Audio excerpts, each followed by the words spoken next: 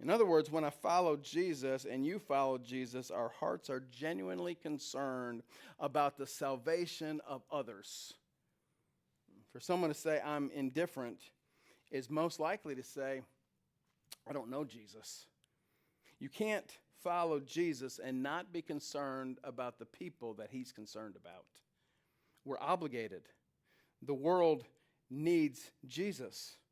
The world doesn't need anything other than Jesus. The world doesn't even need Baraka Church.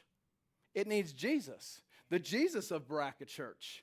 Our message is to spread the name of Jesus. So who do you know in your life that needs to know about Jesus?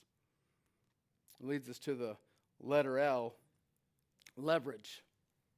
Leverage. I love the story I heard from a man from Kenya. His name was Samson. And Samson meets Jesus. He gets saved. He accepts Christ. God calls him to Egypt to go and be a missionary there. And through a series of circumstances, he ends up in an Egyptian prison. And Samson says in Egypt, they have this big prison. They put it in the middle of the desert.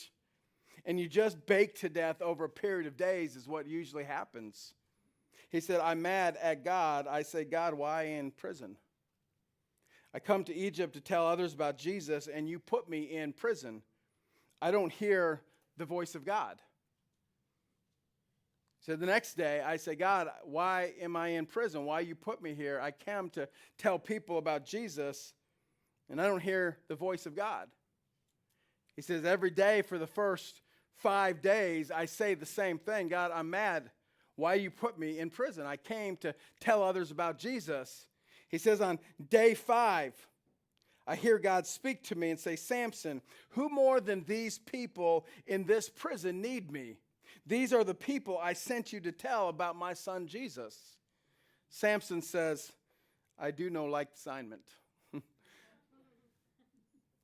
God put Samson in a situation and said, I want you to leverage this time for the gospel. And Samson said, I remain silent. On day 6, I say nothing. On day 7, I say nothing. On day 8, I say nothing.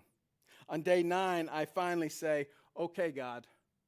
I stood in the middle of the courtyard, he says, and I preached the gospel. I tell people what Jesus has done for them and how he died for them and how he rose for them and how Jesus is alive. Prisoners begin accepting Jesus. They begin jumping and leaping and dancing. I never seen anything like this, he says.